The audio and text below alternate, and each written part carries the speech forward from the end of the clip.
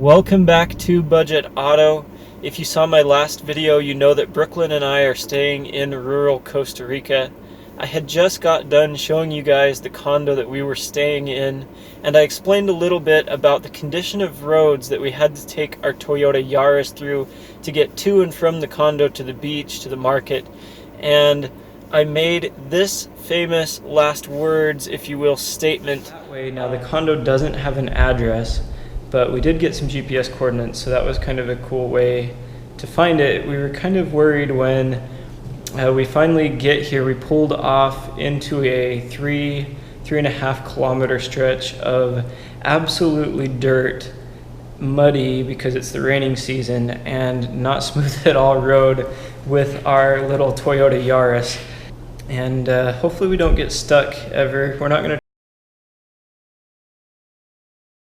So Brooklyn and I got the car stuck, and we just found out because we called that there is a different road into the condo, a better road.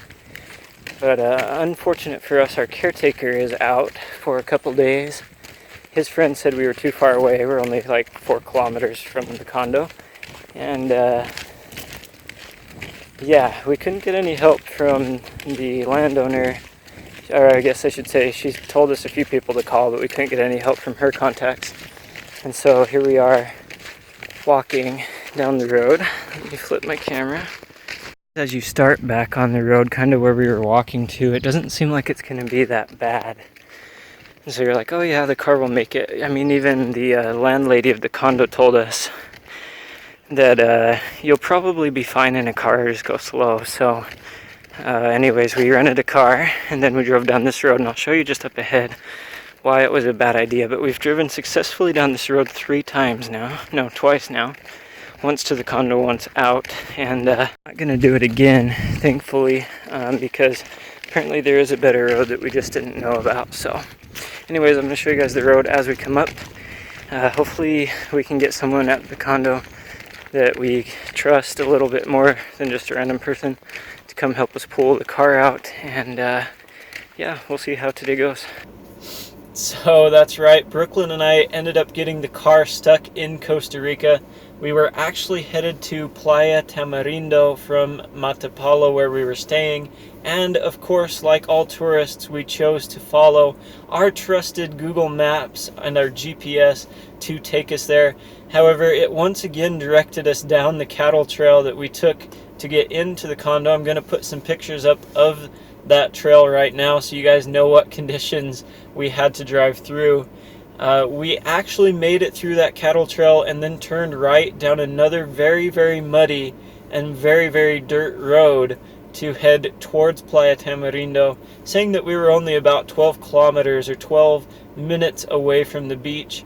Of course, we thought that the roads were going to improve, and so we kept going. Being from Wyoming and thinking that I was in a rear-wheel drive car, we trucked along very carefully until I slid the front end of the car off into a very big, very muddy, slick muddy puddle, and eventually became high-centered, which, if we're honest guys, really we knew that that was going to happen all along. We're taking this dinky little compact car that is barely built for highway driving down a road that I would probably be hesitant to take my pickup through.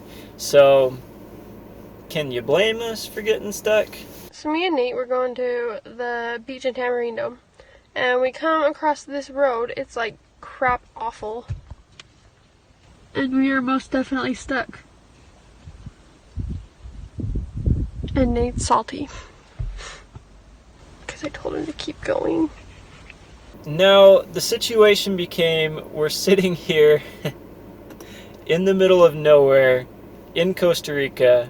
We don't know anyone. Luckily, I did speak Spanish, but we don't know anyone. We don't know if we can trust anyone because we're not familiar with the country or the culture. What do we do? So getting out of the car to assess our situation, we tried to put a couple of logs or sticks underneath the tires to get traction to back us back out, to try to get us turned around and head back to Matapalo to try to find a different way. I mean, obviously this is a highly touristy area. We were staying in a rural part, but there should be some way that we could get around to the beaches on the highways or by some paved road or some better road, even though it was in the rainy season, or especially with the rainy season, they had to have had some system set up for us to get to the beach. But here we are stuck. We can't get the car out ourselves. We can't push it out ourselves. And so we decided to call Brooklyn's relatives that own the condo to see who they knew that we could get in contact with to come and get us out. Luckily, our GPS did work in this location. We were able to know exactly where we were, how far we were away from the condo, and we had a hard time getting in touch with anyone while we were sitting there. As I explained in the video, we got a hold of the caretaker of the condominiums, but he said we were too far away, so we thought we would walk back and talk to the other caretaker of the condos that could maybe bring his four-wheel drive vehicle and pull ours out.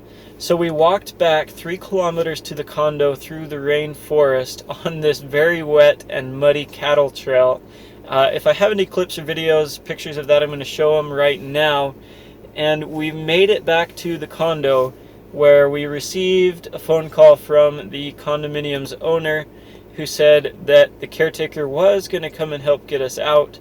He picked us up from the condo in his diesel Ford Ranger, went and got a tractor from his shop, from the golf course shop, and we went and pulled the car out. We actually had to pull the car all the way back out of that road now that the tires were filled with mud, and he taught us a much better way to get to the condo and to the beach. Brooklyn and I finally made it back to the condo. We washed off, changed, which we're gonna have to do, or at least I'm gonna have to do again.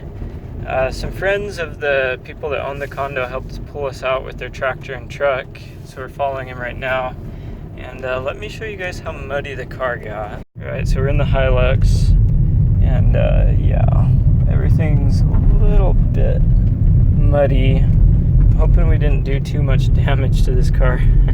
Yeah, so this is a much nicer road that we're getting back onto the condo in. I think we should have asked the locals first of where to go before we tried to head out on our own. That was kind of our adventure of the day, and the road that we're on now is much nicer, much better, and thankfully we will be able to find our way around now. We started to use the Waze app with GPS, which actually helped us get around Costa Rica much better because it didn't try to take us down all of these shortcuts. So if you guys are visiting Costa Rica, do not rely on Google Maps. Download the Waze app and figure out how you can do it or how you can get data down there, because that's what all of the locals use in Costa Rica. We never had another problem with taking a road that we couldn't get our car to go down, and unfortunately, karma, I said I hope we don't get stuck, and the next day we got stuck, and it was an adventure. It was really interesting to figure out what we could do in that situation when we don't know anyone. It was interesting to see how helpful people are even when they don't know you or you're not from the same culture, the same area. And it was an adventure walking back through the rainforest, something that I guess we never would have experienced if we hadn't have got the car stuck. So now looking back at it, I can laugh and I can say that yes, I enjoyed it. I had a fun time. It was an adventure to get the car stuck in Costa Rica. And I will also never do that again. If I don't have a four-wheel drive vehicle, and I think even if I did have a four-wheel drive vehicle on those roads, I will try to find a different way the next time. There is always a better way. So stay tuned to my channel if you want to know what it is like to drive in Costa Rica. I've got a really cool video coming up for you guys. Hit the subscribe button and that little bell icon so you're notified every time I upload a video. And if you like this video, if you think I'm an idiot, smash that thumbs up button, and I'll catch you guys in the next one.